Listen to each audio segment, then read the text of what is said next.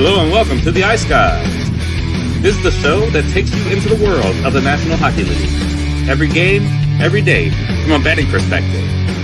With pro sports handicappers, Ian Cameron, Alex B. Smith, and various guests from the world of hockey and sports betting. And now, here's your host, Ian Cameron.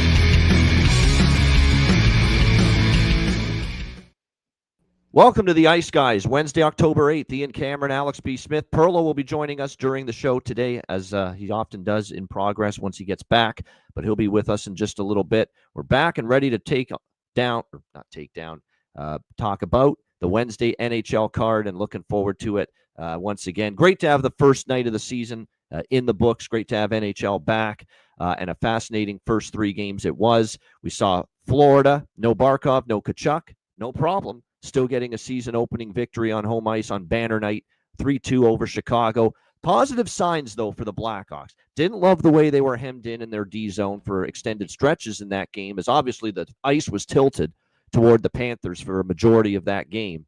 But Chicago, I thought defensively, they hung in there. They killed some plays in the defensive zone that, kept the score respectable. And obviously, the goaltending of Spencer Knight helped keep it respectable as well. He was terrific, I thought, last night. Deserved probably a better result. But at the end of the day, they didn't generate as much as we thought offensively. But without Alex Vlasic, they defended hard. They played hard. The compete level was there from Chicago. Knight was terrific in net. Frank Nazar, outstanding. Best forward on the ice for Chicago, without a doubt. And what a I got to do this right now. It was just unbelievable. Here we go.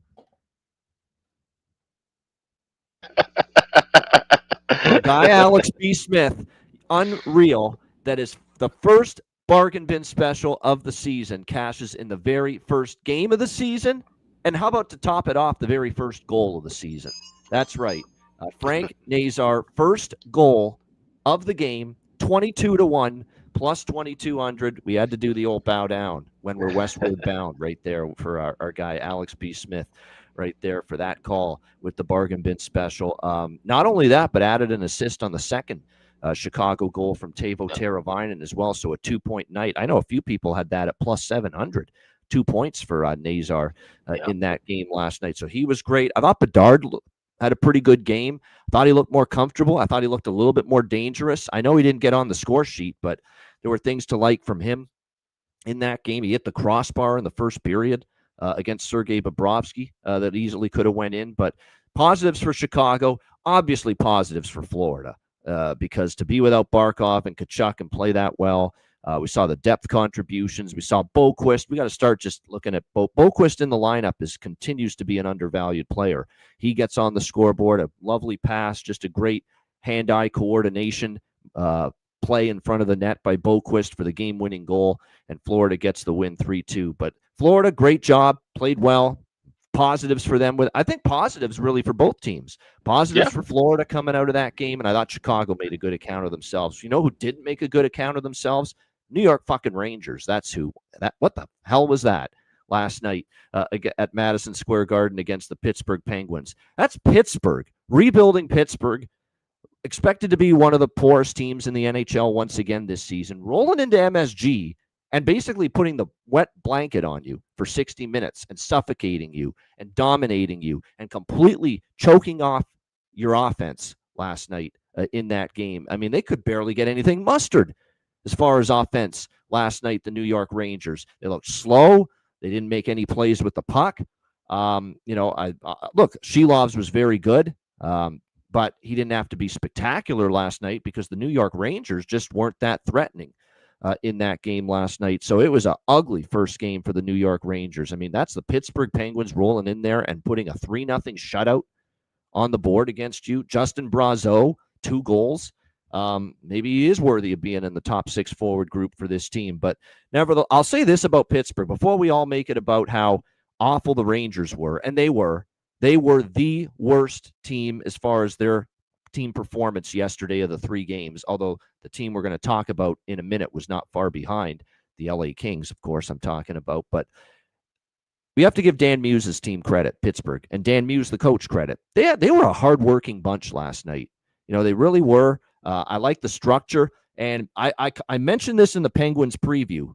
And now I'm a little bit more convinced of it after seeing last night.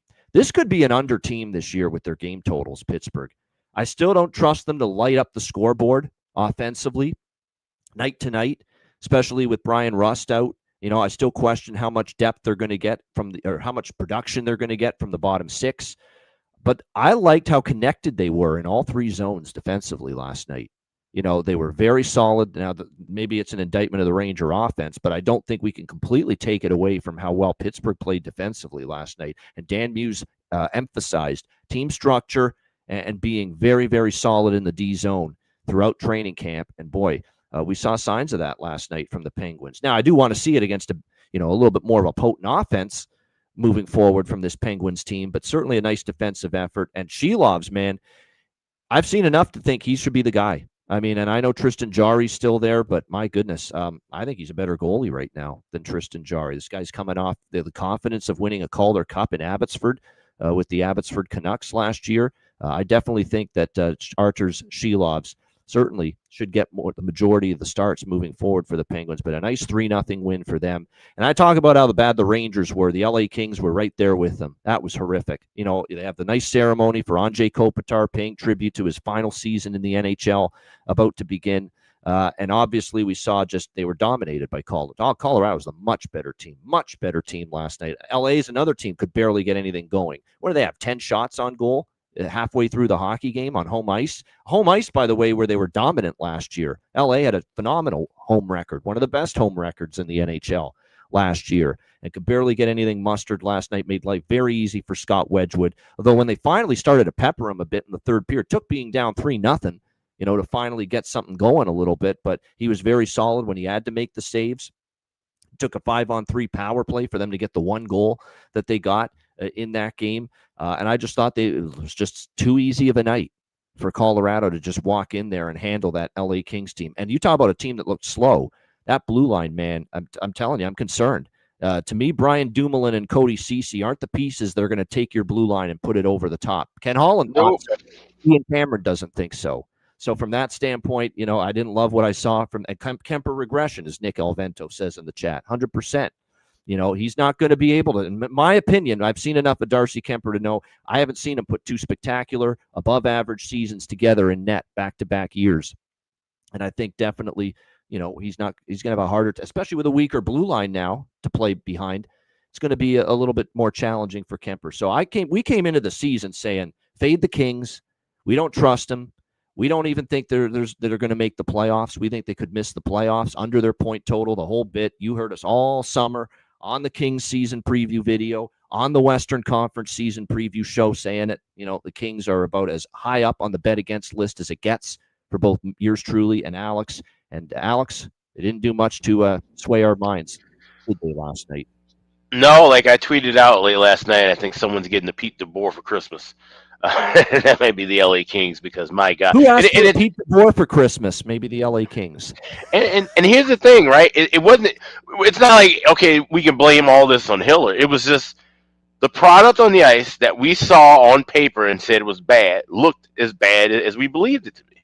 Like you said, there's no reason why Brian Dumoulin and Cody Ceci, and the fact that they're paired together, no less.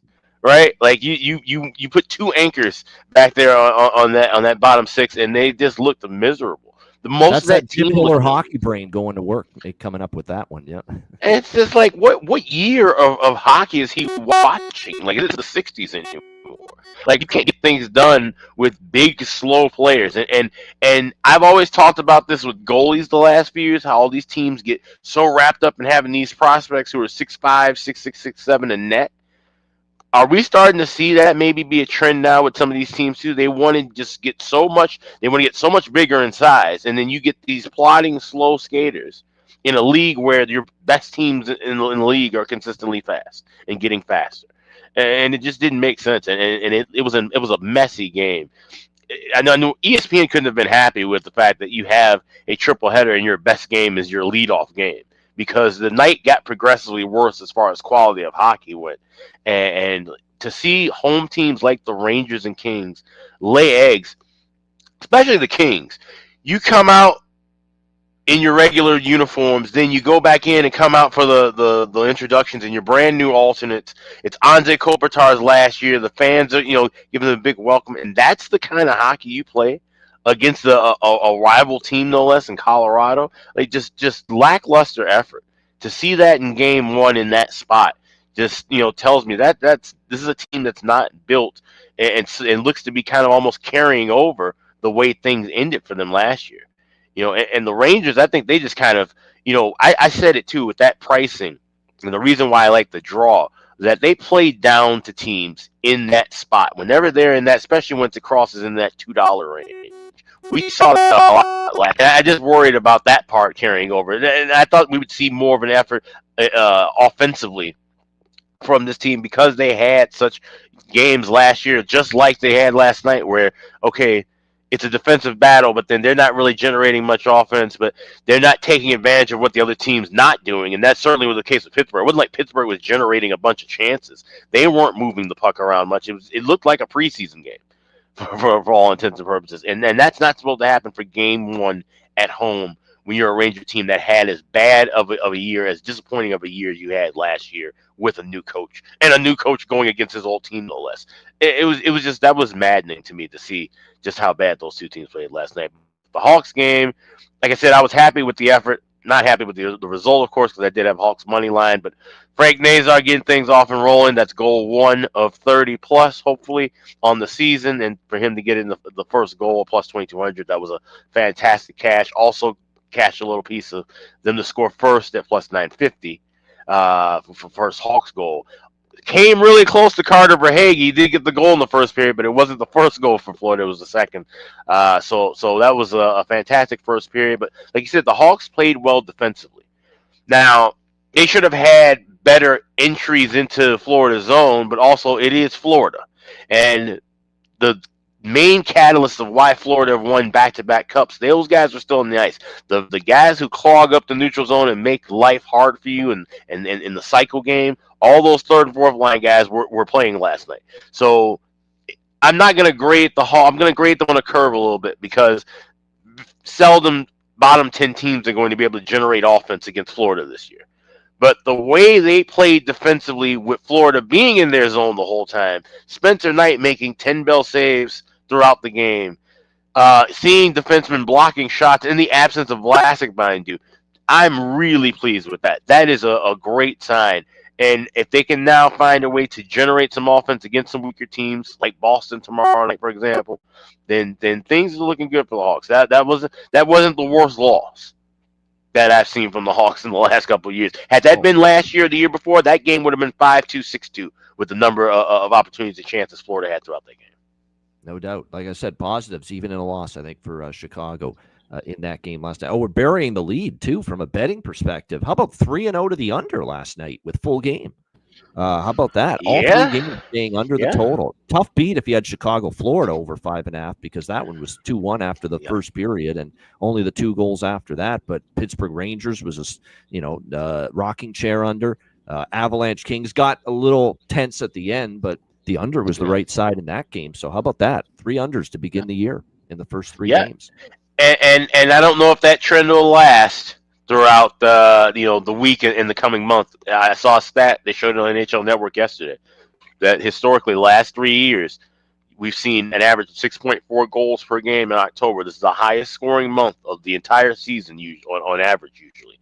So those were teams, like we said, that all were working to try to do things better defensively. Chicago, Pittsburgh, New York, even LA to an extent. They all made emphasis on trying to be more defensive minded during camp and leading into the season. So now we'll start to see some other matchups I think that can open themselves up to some overs moving forward.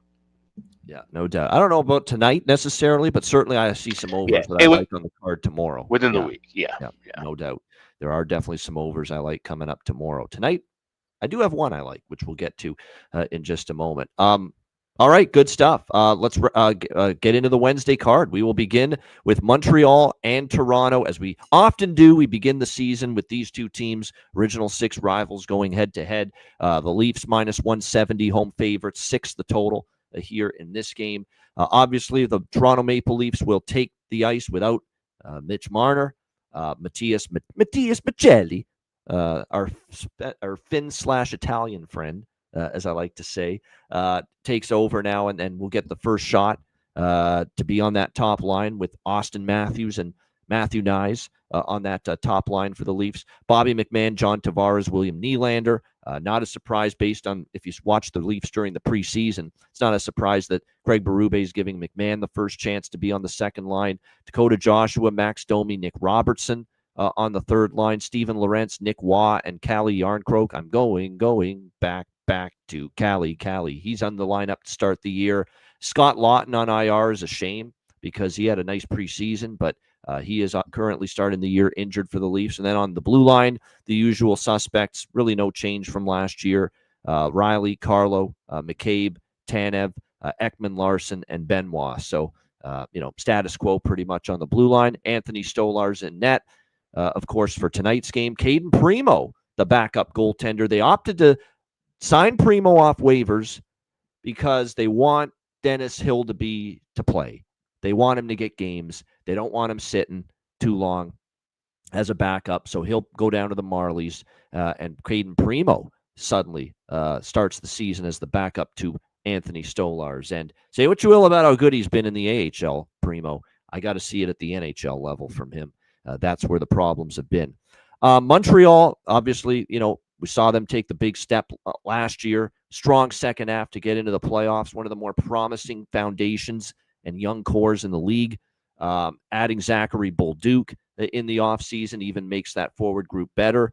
We'll have to see if he's in the lineup because he was a little bit banged up at the end of preseason. His game time decision for tonight. Same with Ivan Demidov. Keep an eye on his status for this game tonight because he's also been banged up here in training camp and preseason for the Canadiens. But you've got Caulfield, Suzuki, and Slavkovsky, which was their mainstay top line. Certainly, you've got a pretty good forward group overall with, you still got the bite that a Brendan Gallagher can give you. Josh Anderson, Jake Evans, Alex Newhook. Patrick Laine doesn't give you much on 5-on-5, but he will come through on the power play for sure. The blue line, Noah Dobson added in the offseason. Obviously that's going to help this blue line. Lane Hudson, a spectacular rookie year. What does he have for an encore? You got Caden Gooley healthy to begin the year is great to see.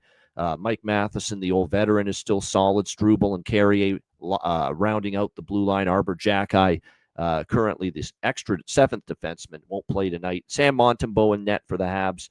This has been a dominated Toronto series, no doubt. 8-2 they are in the last 10 versus Montreal. But there's some concerns I have for the Leafs. When they put their regular lineup, now I don't want to overreact to preseason, but it was pretty evident. When they had their regular lineup on the ice during the preseason, the Leafs, like the lineup is very similar to what they're going to have tonight, they struggled to score goals, and they actually lost those games. It's really weird to say that, but it's true. When they had Matthews and Tavares and Nyes, and they had the full-bore lineup throughout the preseason, they were losing. It was when they had the AHL guys in there that the Leafs were winning those preseason games. So I think it could take time for the Leafs offensively to get things revved up here early in the season. I'm going to take a shot with Montreal in this spot at plus 150, first game of the season. I think it's going to be, I still think the Leafs are going to be fine. They're too well coached. And remember, Derek Lalonde on that assistant coaching staff, I like that move. He's a guy that, it didn't work in Detroit as a head coach, but don't forget he was an assistant under John Cooper. I think he adds to this coaching staff. They're going to be fine long-term, the Leafs. Still very good defensively. Anthony Stolarz, healthy, and he looked good in the preseason. But there was a real issue with goal scoring for Toronto when they had their regulars in there in the preseason. I think it's going to take time for Michelli to find that chemistry with Matthews and company and Nyes on the top line.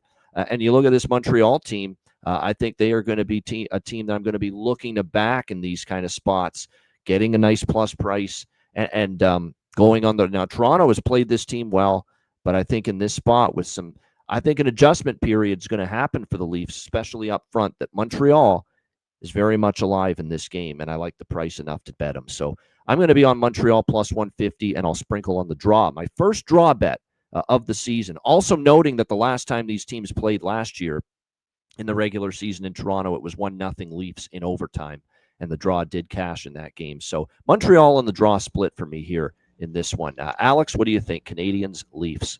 It's like borderline. You have to almost play these two teams to the draw when they're playing one another, because over the last 3 years, these have been draw season darlings for sure. But like you said, they also play each other fairly tight. Now it's usually Toronto getting the victory, but we've seen tight, close battles with these two teams, and obviously Montreal.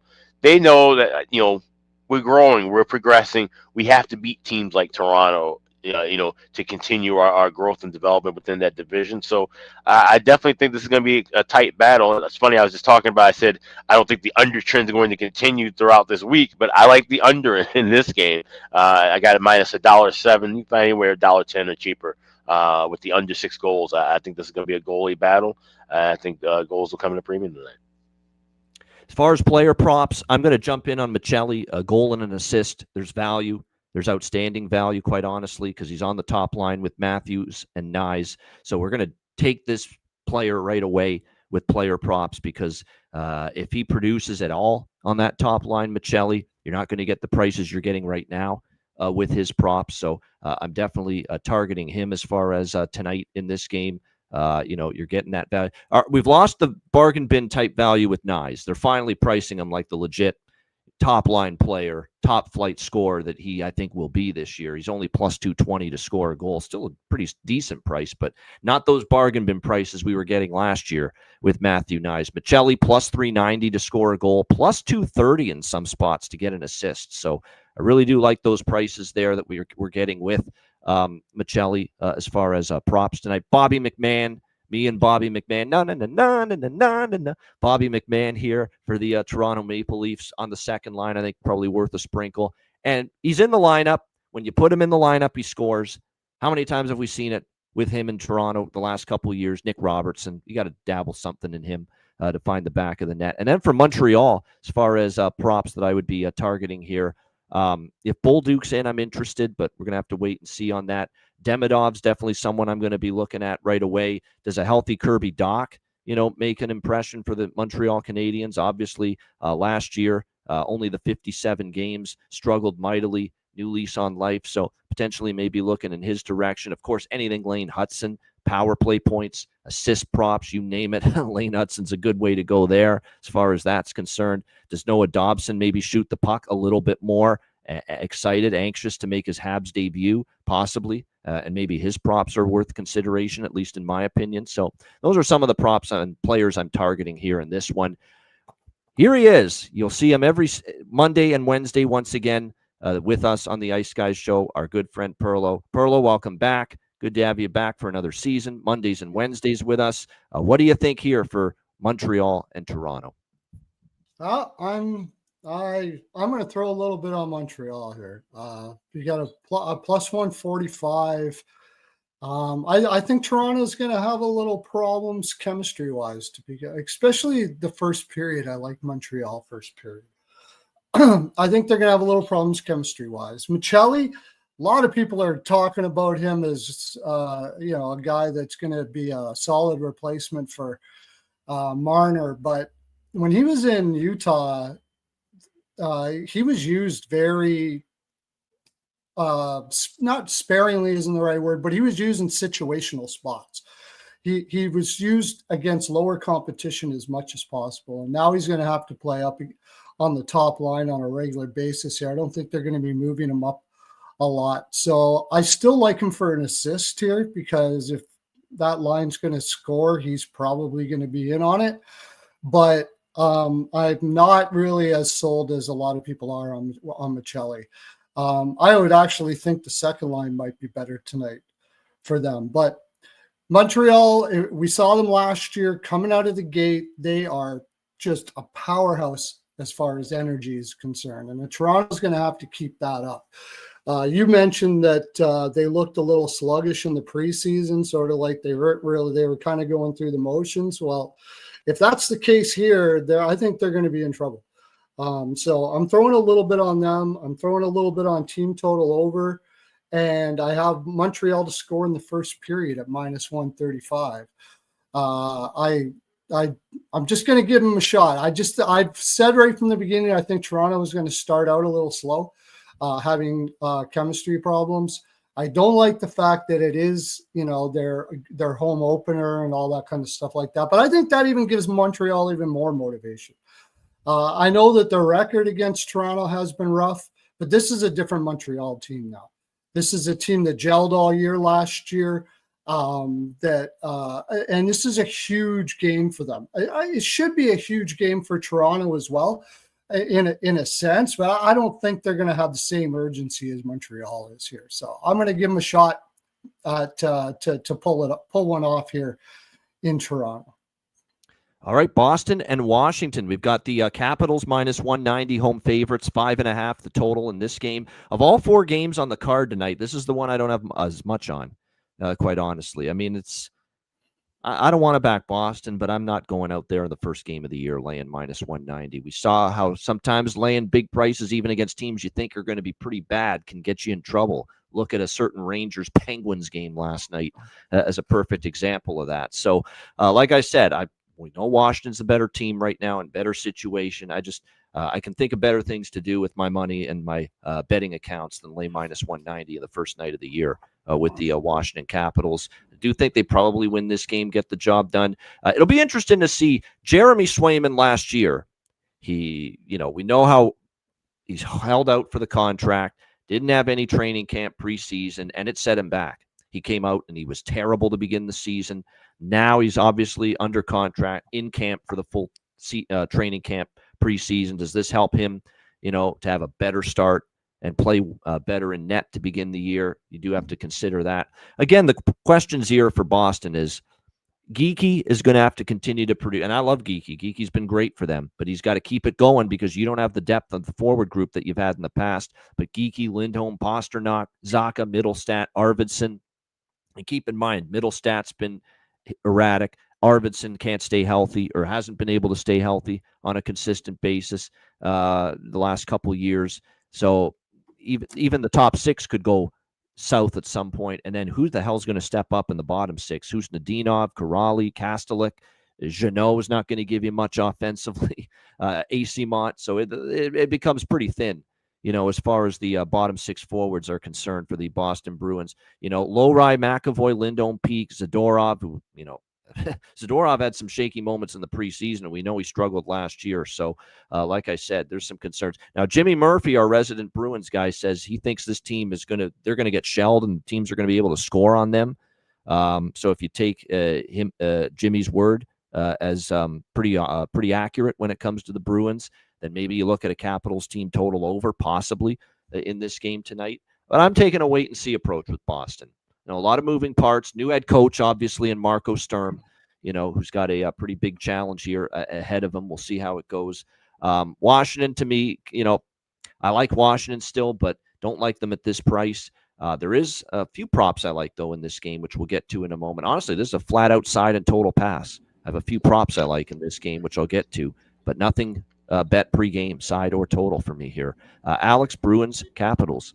Yeah, the only thing I have pre-game bet is Alexei Protas anytime goal plus 320. It's bargain bin range, but it's not my bargain bin pick. It's just a regular play. And then I'm waiting for a live betting action. This will be the first of the 2 on TNT. So this will be this is a game I have live circled. So I dropped in about 4 live bets last night on Patreon in the live betting chat. That is back up again. So definitely make sure to check that out at patreon.com. This will be the game that I have featured for some live plays tonight. There you go. Live bets, yes, throughout the season on the live chat. We have live chat rooms, multiple live chat rooms set up for our Patreon members at patreon.com/Ice Guys. So make sure you check that out. One of the many perks of being a Patreon Ice Guys member. So make sure you check that out. I'm going to give it away now since Alex mentioned it. That is actually my bargain bin special. You'll hear about it later on in the show. Alexei Protas plus 330. That's just an insane price given he's on the top line, given that he got 30 goals last year, given that he's playing with Strome and Ovechkin here on that top line. So there you go. The cat's out of the bag early. Normally I will not reveal my bargain bin special of the night ahead of the segment, but it's just too good to pass up. Alexei Protas plus 330 is my bargain bin special. You'll hear about it later in the show. Perlo, Boston, Washington.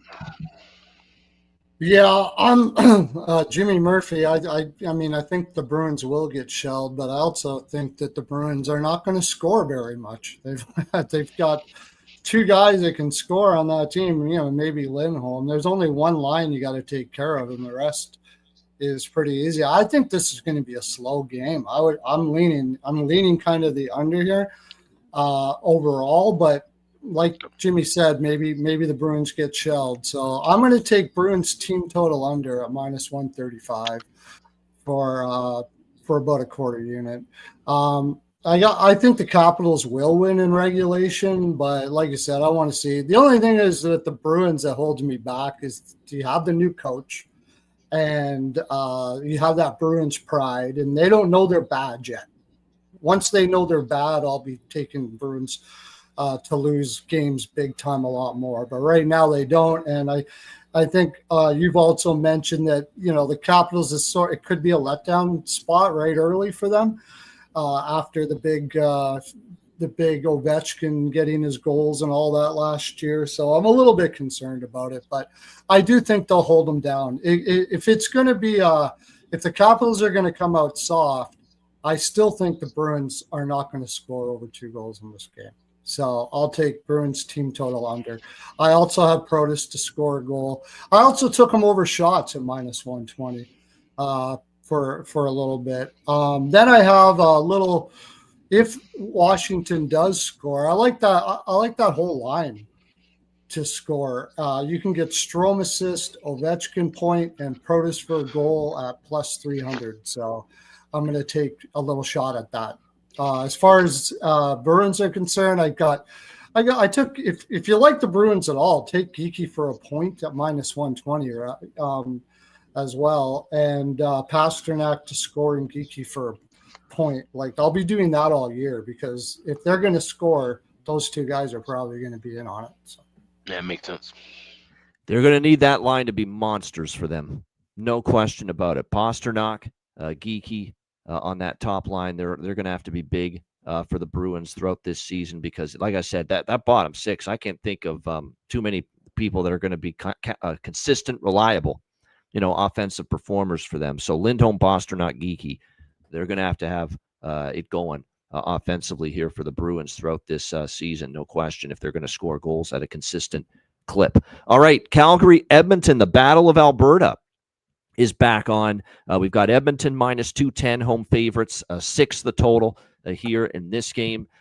We know the Edmonton Oilers, and I'm sure they already have heard about it, because I've heard the media ask them about the slow starts they've had, in recent years in the regular season. Obviously, the big news, and Cloud 9, everybody excited that the Connor McDavid contract for the next 2 years.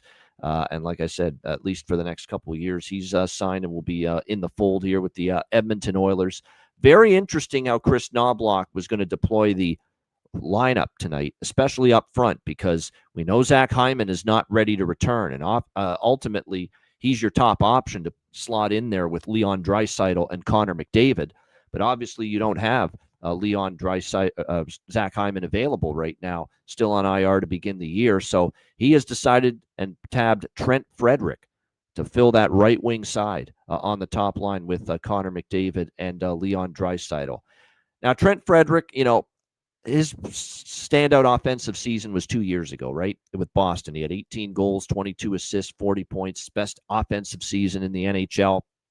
Last year, it just went the other way. It was a struggle of a season for him to produce 8 goals, 7 assists, and just 15 points in 58 games for him last year. But I think what Chris Knobloch kind of sees here, putting Trent Frederick in that top line spot with Connor McDavid and Leon Draisaitl, is someone that can at least go to the front of the net, use that physical frame of his, be in the right areas to try to score goals. And look, you're playing with 2 phenomenal players, so maybe you're going to be in a position, to be able to find that back of the net, just based on, you're playing with 2 of the best players in the entire NHL right now. So, we'll see if he's going to give it a shot.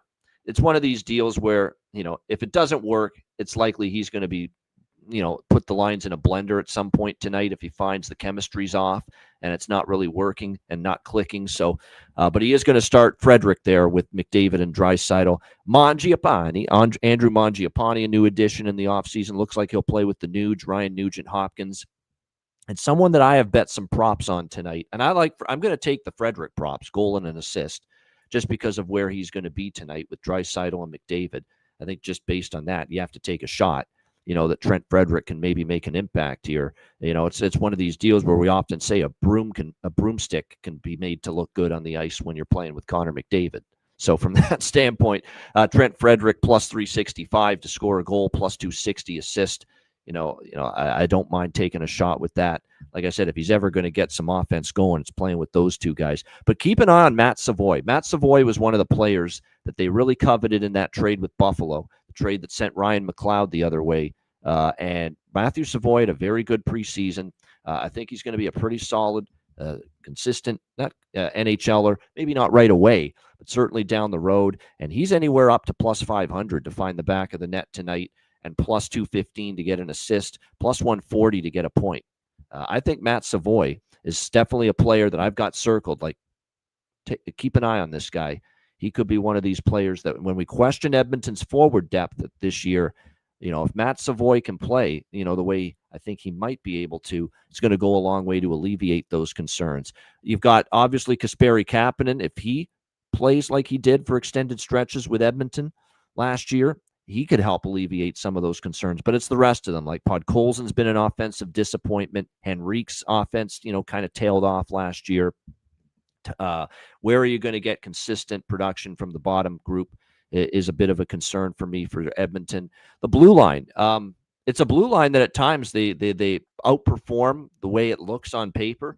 Ekholm, Bouchard, Nurse, Kulak, Emberson, your usual suspects. Jake Wallman is out to begin the season, and that's a guy that's pretty solid defensively, shot blocks, all that he provides. So Alec Regula is going to end up taking his spot and be on the blue line tonight for the Edmonton Oilers. And then obviously you've got Skinner making the start in net and Pickard backing him up.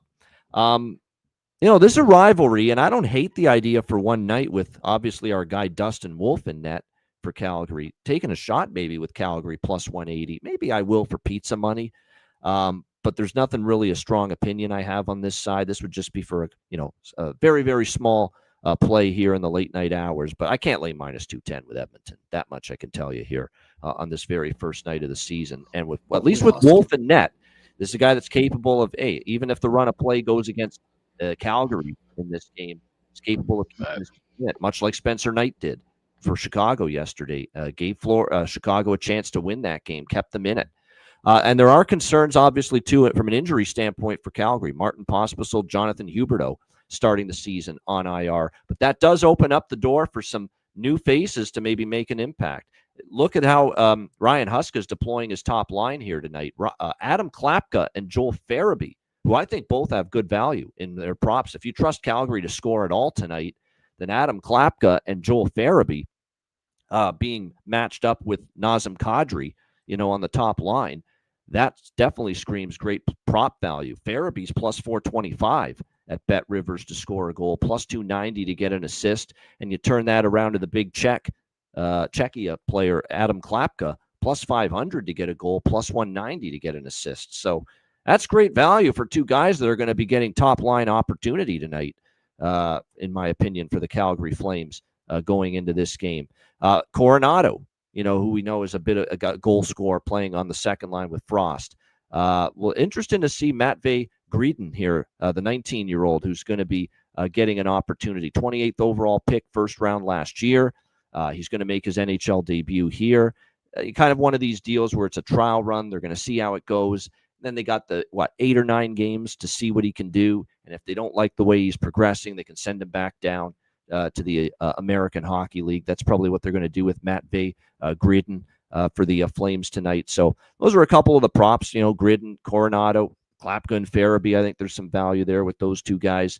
The blue line after Anderson and Weegar, there's still some holes there with Joel Hanley, Kevin Ball, Jake Bean.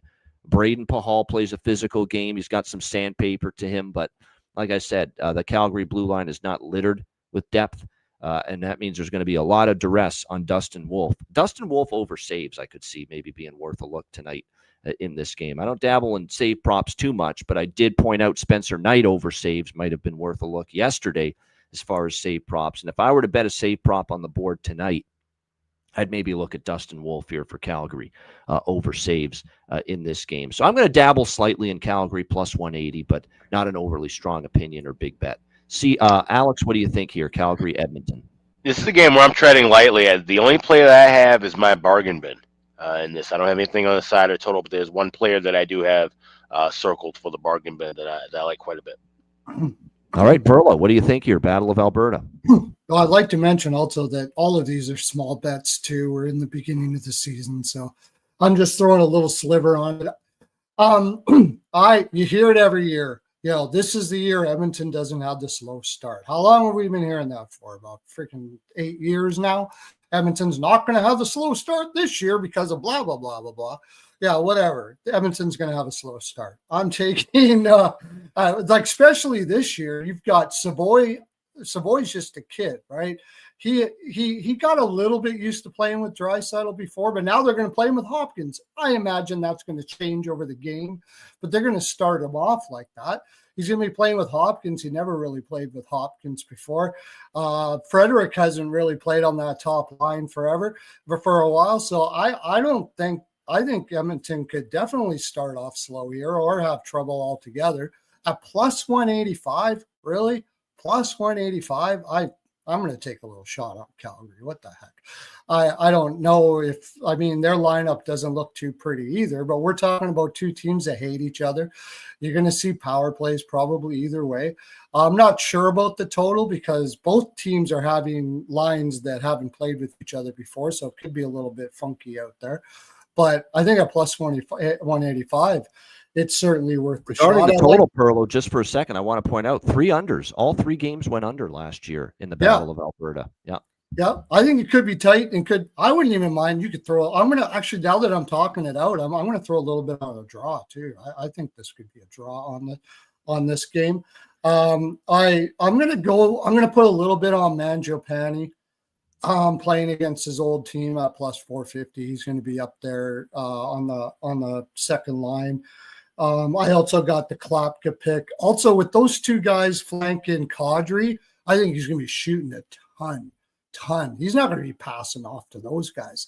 Both of those guys are going to the net. Farabee and Klapka are going to the net, and he's going to be shooting. So especially Klapka, big body, shield the goalie. Yeah, that's his game on that line. Yeah. That's his job. Yep. Yeah, so I don't see him passing the puck around too much 5-on-5 there. He's looking for a shot. So I'm going to take him over 3.5 shots at plus 120. And for Oilers props, because of the way the lines are set up, I do think Draisaitl is going to come out hard here in the first period. And you can get him over 1.5 shots in the first period at plus 250. I like that. I'm going to take a little bit on Draisaitl to shoot quite a bit.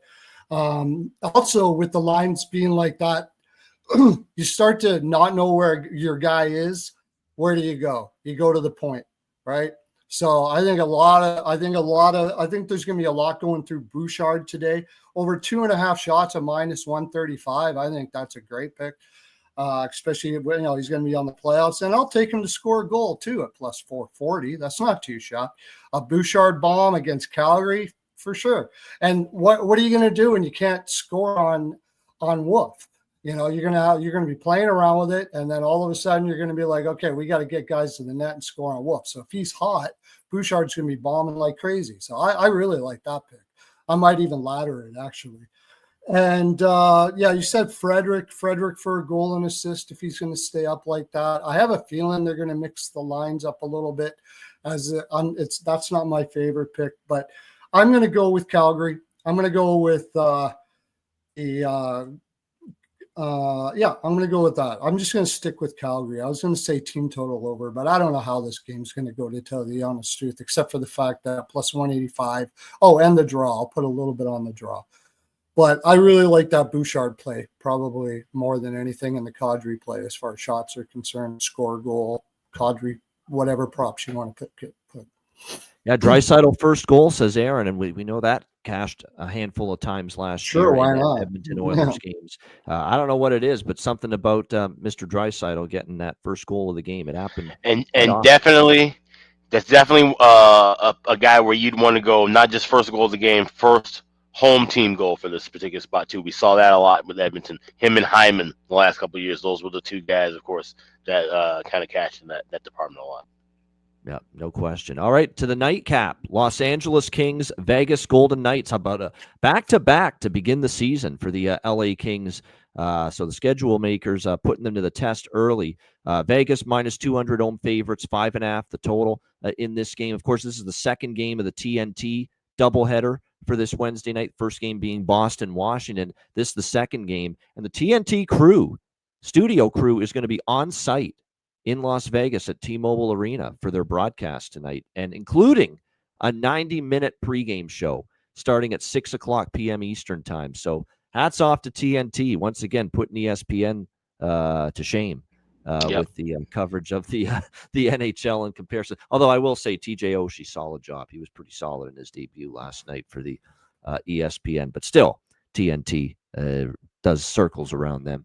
And a 90-minute pregame is going to be great to see that. And now with NBA out of the mix for TNT, they're, I think, going to be really pushing NHL. Not that they weren't. They always gave the NHL, quality coverage. But I think even more so now, the push for NHL will be strong from the Turner people because they no longer have NBA on their network. So that is definitely something to keep an eye on. What I want to keep an eye on here is if the Los Angeles Kings are going to play one lick better than they did last night, because they're going to need to in this game, obviously, facing a Vegas. Now, again, we've talked about this situation before. Is it sometimes better for the team to have a game under their belt versus a team that hasn't played yet in the regular season? Yeah, I think there's some truth to that, no question. But not with this LA team, for me, am I totally buying into that here in this spot, because there's nothing I really saw from them that I liked in any way, shape, or form. Offense was hard to come by. Thought their defensive game, like I said, they looked sluggish. They were losing puck battles. They took way too many penalties last night. Total lack of discipline. And that's coaching too. We talk about how much we've been hammering away like a fucking human pinata on Jim Hiller, and rightfully so, since last year. But, that's bad coaching too when your team lacks discipline. And you can't be in the penalty box all night the way the LA Kings were last night. And you don't get nobody gets in rhythm. Your forward group doesn't get in any flow, any rhythm when you're killing penalties most of the game. And that's what we saw with the Kings last night. They struggled to get much of anything going. And their defensive game and their goaltending, I think, is going to take a big step back. You lose Gavrikov, on that blue line, and Cody Ceci and Dumoulin are your replacements. I mean, that's not exactly a blue line that I'm trusting to shut you down on a nightly basis. You turn this around to Vegas, and Vegas is a team that we know for years under Cassidy. The offense can be great. It can be subpar. It's been, there's been times the offense has looked great for Vegas. There's been times it's struggled, but they've always had the backbone on the blue line and reasonably good goaltending, although Aiden Hill did take a step back last year. This year, they're going to be changing their spots a little bit. This is potentially, certainly in the top 6, as good as it's been for Vegas in a long time.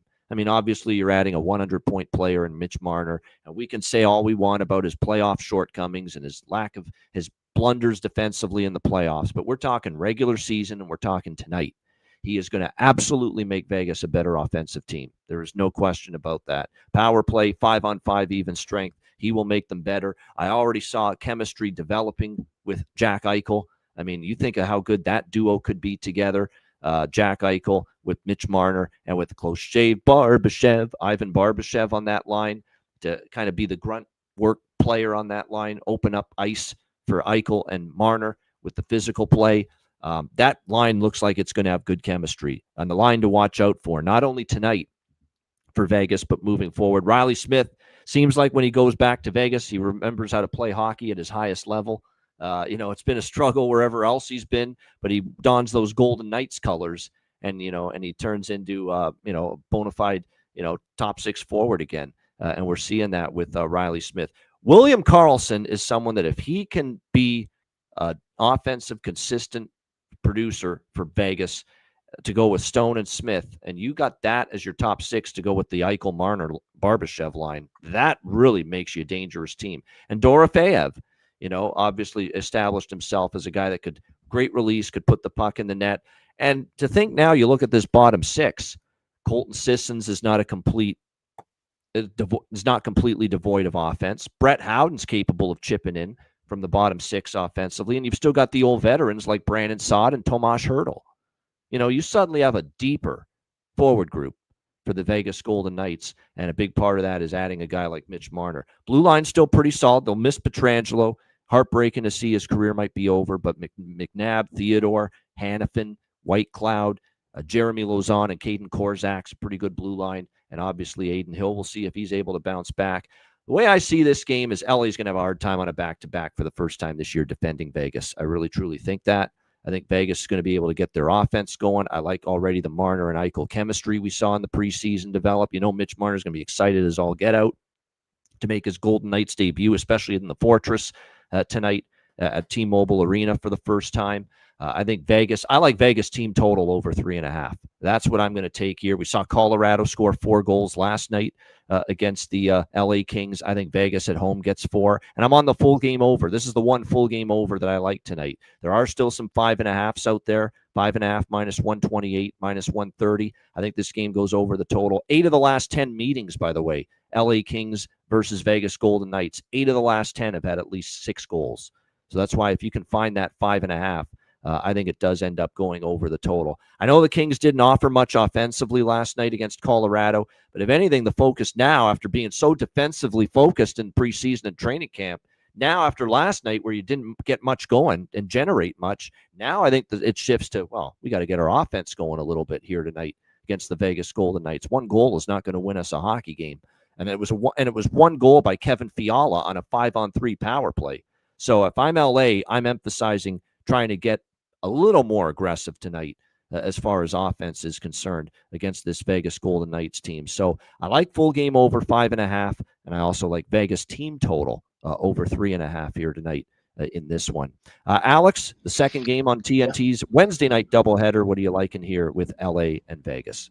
Yeah, LA and back-to-backs is going to be an interesting watch because I don't think they're going to have much legs in most of their back-to-backs because they don't seem to have a lot of legs in their front half of back-to-backs as far as defense goes. And Vegas is a team that can skate you to death.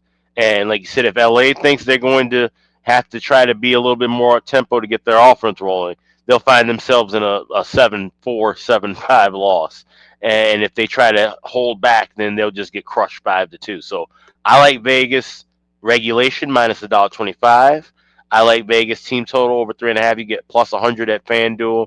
I saw minus $1.08 at a couple of places to try to get the best price available on that. And I also like this first period over 1.5. I got minus $1.20. It's up to $1.25. If you see anything higher than $1.30, I'd say wait and grab that in game. But I think we see goals early and often. And it's going to be mostly on the Vegas side. I also like Barbashev, anytime goal scorer. Still within bargain bin range, but that's just a regular play for me. I have a goal scorer, and they'll all be on the Patreon. I have at least one goal scorer for each of the 4 games tonight. That's separate of my bargain bin play. Yeah, Anton Forsberg likely starts. I mean, it hasn't been confirmed, but you got to assume it's going to be Anton Forsberg here on a back-to-back. And again, with a blue line that I've got questions about for the Kings, how well is he going to perform? And this is a guy that's been up and down, erratic, inconsistent, injuries galore over the years, going back to his time with Columbus and Ottawa most recently. So, and what are his career? I'm interested to see what are his career numbers in the NHL here. I'm just taking a look right now with Forsberg. Yeah, it's in that like 900 save percentage, 3.1 goals against type of range. That's not great, obviously, by any stretch of the imagination. So, yeah, I like Vegas team total over. And like I said, I think the full game over hits too, because I think the Kings push for more offense tonight, considering they only scored 1 against Colorado last night. Perlo, what do you think here? Kings Golden Knights. Oh, there's a lot of ways to go on this one. I agree with everything you guys said about Vegas and LA. I put in the chat last night, Hiller's like the worst coach, and this guy's just ass. Unbelievable. He's with the lineup he has and the way he tries to play, it's just ridiculous. LA was horrible on the road last year, and I think that's just going to keep on going here. Vegas, they fell off the map after the trade deadline last year because Pietrangelo, now I know why, because Pietrangelo was hanging on by a thread, and so was Stone, and they were waiting for the team to bring them some bring them some people to help them out through the playoffs. And when they didn't get it, they just went south. Well, now they got it. They got Marner. So I think everybody's going to be in a really good mood in Vegas. And I agree with you. The team total over 3.5 is a great way to go. If you like Vegas like I do too, I'm going to take Vegas money line and Marner to get an assist. If he doesn't get an assist in that win, it's pretty unlikely. That's plus 120. So now you turn, just in case Vegas does have a tough time with LA, they'll probably, if they win in overtime or something, Marner probably gets an assist and you get plus 120 on the play. So I'm going to take that. I'm going to take Barbashev for a goal at plus 310. Why not? He's up there on that top line. He could probably pot one as well. And I have Marner over 1.5 shots at minus 145. That's a heck of a. I can't see him not getting 2 shots. Yeah, he is talking about shooting the puck more and trying to score more goals. And Toronto was banging their head against the wall trying to get him to do that for years. Yeah, I mean, he usually was able to get 2 shots most of the time, but they wanted him to get a heck of a lot more than that. And with what, like you said, I think he's going to be told to shoot a lot more here. Also a new team and everything. He wants to get those shots on net, get that first goal. I really like that. And Marner over 2.5 shots and Marner for an assist is plus 100. So those are my picks for that. Yeah, I think that was right there with Protas for me as one of my next choices for bargain bin special for tonight was Barbashev. You can get him plus 330 in some spots to score a goal. And again, he's playing with Eichel and Marner tonight on that top line. And even his assist prop, too, plus 230. Although I think he's going to be on the receiving end. Those are 2 guys that can pass the puck, Eichel and Marner. So don't be shocked if he's on the receiving end of that. That goal prop at plus 330 is a really good price to me on Barbashev, given his spot there in the lineup tonight for the Vegas Golden Knights. No question about that. All right, great stuff. That's your Wednesday NHL card. You can hear Perlo. Perlo's image is frozen. Video is frozen right now, but you can still hear him with us on this Wednesday. Good to have Perlo back. Perlo will be with us Mondays and Wednesdays once again this season on the Ice Guys. Appreciate all of you joining us. Too many to name, but so many familiar names and faces in the chat. We thank you so much once again for joining us for a brand new season of the Ice Guys show. Hit the like button if you haven't done so already. WizardSportsPicks.com. Make sure you check out that website. What a great roster of handicappers we've assembled there, including me, Alex B. Smith, Matt Robinson. So make sure you check it out, WizardSportsPicks.com. Again, single game premium picks available now. We'll be rolling out multiple game pick packs and longer term subscription options in the near future as well. And of course, patreon.com/Ice Guys, just $10 per month. We saw a lot of signups the last 2 days. Thank you. We appreciate that from all of you guys. And now's the time. Look, if you were a Patreon member before yesterday, you got the card and you saw it. All that great bargain bin hit from Alex B. Smith, obviously, with the Frank Nazar first goal, plus 2,200. Best bet for me, my first best bet of the season, cash, Chicago goal in the first period yesterday against Florida. So, like I said, off to a solid start. That's what we're looking for. Winners in various facets, sides, totals, player props, bargain bin specials, you name it.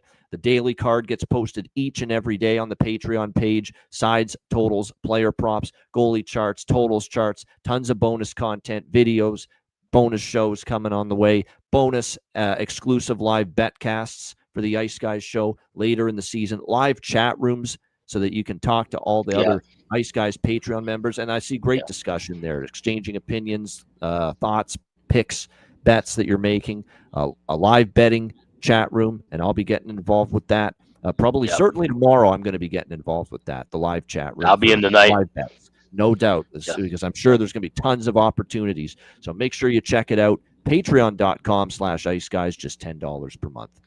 And also check out the Ice Guys store, iceguys.myspreadshop.com. We've got a sale going on right now for the next 5 days. 20% off all orders, $70 or more. So now is a good time. You're getting stuff for yourself, maybe a loved one, some friends. multiple things for the wintertime. This is the perfect time to do it. You save 20% off all orders, $70 or more. That's for the next 5 days. That's at iceguys.myspreadshop.com. All right, we will be back with Bargain Bin Special of the Night and Best Bets coming up right after we hear from our great Ice Guys sponsors.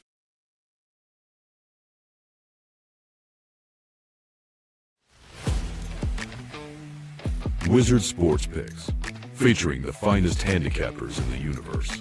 Sharp insights, trusted picks, and relentless results. We strive to help you become consistent winners. This is Wizard Sports Picks.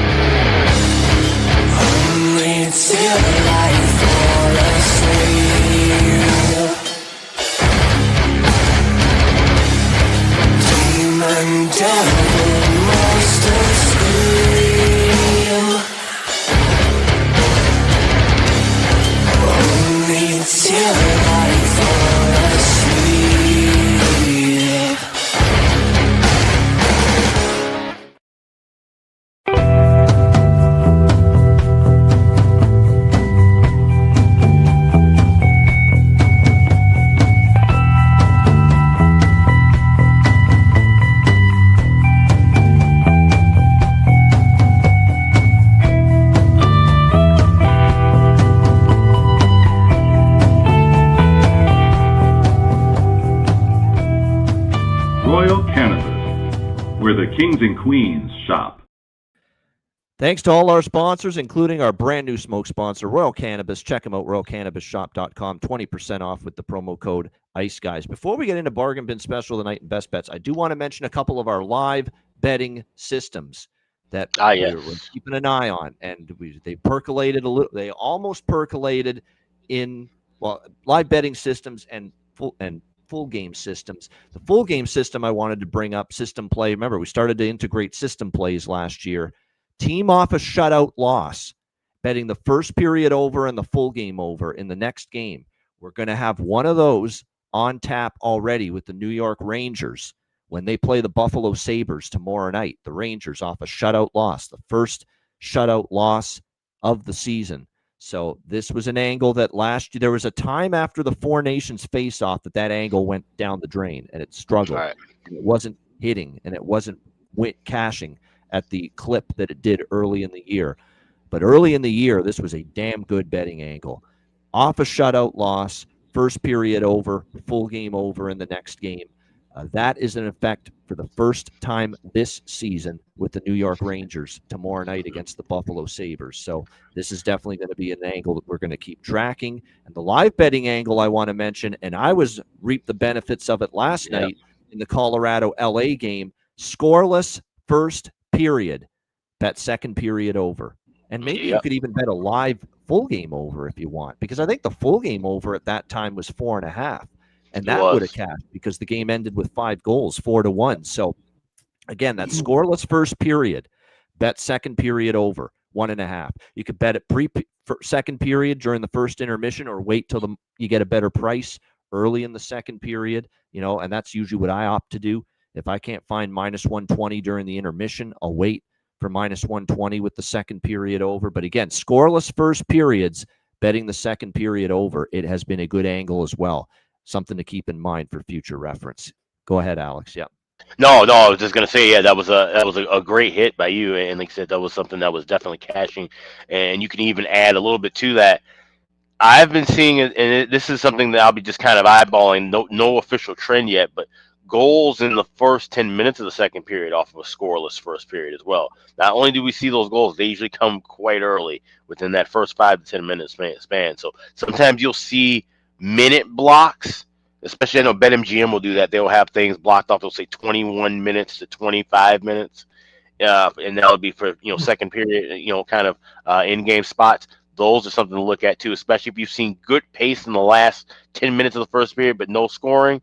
That's something to kind of look for as well. So there's a little subset within that kind of setup in that system.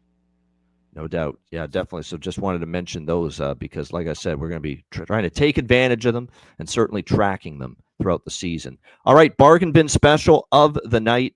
I mean, Alex, we'll start with you. I mean, how the hell do you follow that up? My goodness, Frank Nazar, first goal, plus 2,200, but he sure will try, and don't put it past him to succeed. Alex, bargain bin special. Yeah, no pressure. We just got to keep on rolling. I like that Battle of Alberta game. Like I said, the only play that I have as of right now is this bargain bin special. And it's Matthias Ekholm. Anytime goal scorer plus 800. Just signed a 3-year contract extension. So he's right along there with McDavid and the rest of the company saying, hey, we got to do something now in the next 2 years to get things rolling. Let's get over this hump. Otherwise, they're probably going to be going somewhere else. And this is a guy 15 years in his career, 31 games against Calgary. Calgary is one of 2 teams he has never scored a goal against. I think that changes tonight. So give me Matthias Ekholm, anytime goal scorer, plus 800. That's my bargain bin special for night number 2 in the NHL. The Swedish Viking, Matthias Ekholm. There you go. That's what I like to call him. Matthias Ekholm, plus 800 for the Edmonton Oilers with bargain bin special of the night. Perlo, what do you got for bargain bin? Okay. Geez. I don't know which ones I want to choose here. I'm going to go. Can I do 2? I'm going to do Bouchard for Bushbaum at plus 440, and I'm going to do Barbashev as well. I like him. Right. Yeah, I really like that Barbashev one. That's a good one. Close shave, Barbashev, and the Bushbaum, Evan Bouchard for Edmonton. So Evan Bouchard, Edmonton, and Ivan Barbashev for Vegas. Ivan Barbashev, as I mentioned, plus 330, and Evan Bouchard for Edmonton plus 450. My bargain bin special, and I mentioned it already. I'll just reiterate it. Alexei Protas, you're going to give me a 30-goal scorer that came into his own, playing with Strome and Ovechkin, playing on the top line, and you're going to give me an opportunity to take him at plus 330 to score a goal tonight. I will take it. Alexei Protas for Washington, plus 330 for my bargain bin special of the night. All right, best bets. Alex, what do you like here for best bet? Let's head on out to the 702 Viva Las Vegas. I like the Golden Knights to take care of business against this Kings team. Second night of back-to-back. They looked dreadful. They looked slow. They looked as miserable as we thought they would, mentioning them in their season preview. So give me the Kings, give me the Golden Knights to beat the Kings in regulation. Minus 125 is the best price available. Vegas Golden Knights in regulation is my best bet. Vegas in regulation, minus 125 for Alex B. Smith with his best bet. Perlo, best bet. Yeah, I'm going to go back to the same game. I'm going to take the team total over 3.5 for Vegas. And I've got one more. I'll take that Marner over shots at over 1.5 shots. So those are my 2 best bets for today. It's a rare day on the show where our best bets are all from the same game, but it is happening. Mine is from LA Vegas too. I will go with the full game over 5.5 at minus 128, best price out there. I think Vegas will get their 4 goals because I do like their team total. I think the Kings chip in 2 at least, and we get this game over the total. By the way, all 4 LA Vegas games last year went over the total, and the scores were 6-1, 6-3, 5-2, and 6-5.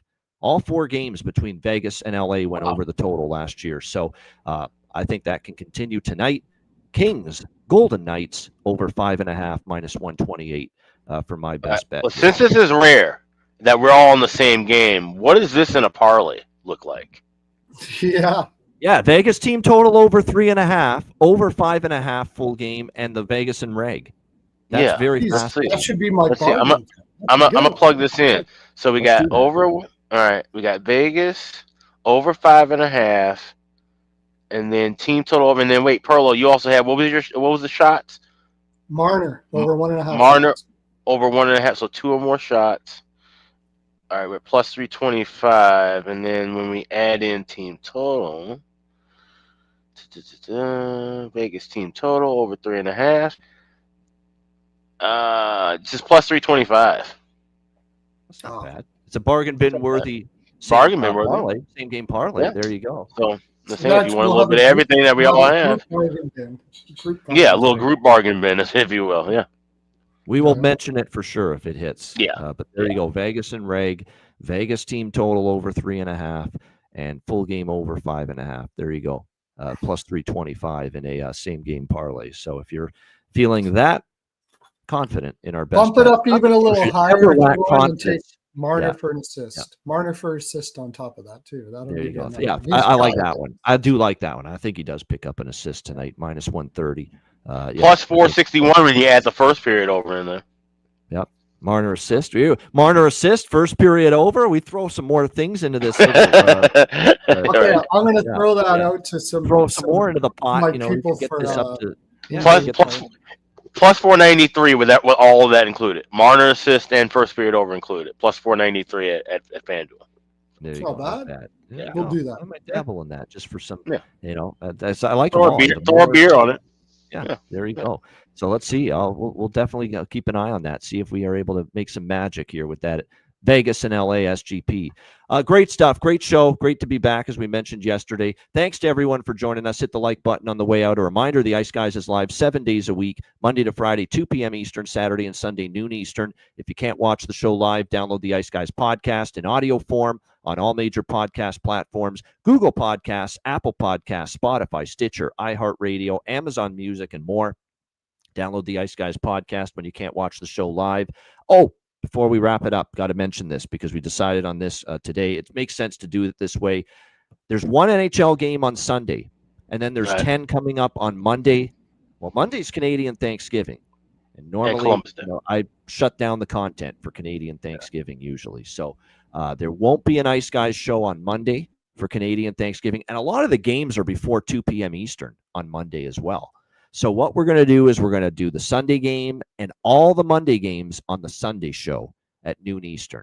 And we will be off Monday for Thanksgiving in Canada. No show. And it's actually also a U.S. holiday as well on Monday. And then we will be back Tuesday at 2 p.m. Eastern for our regular show. So there you go. That's going to be the schedule. No show Monday, and we'll be back Tuesday right here on the Ice Guys. For Alex, I have to say one thing. Can I say one thing? I forgot. Go ahead. I have a new show called Puck in Deep. You can come and check it out. Get out. Yep.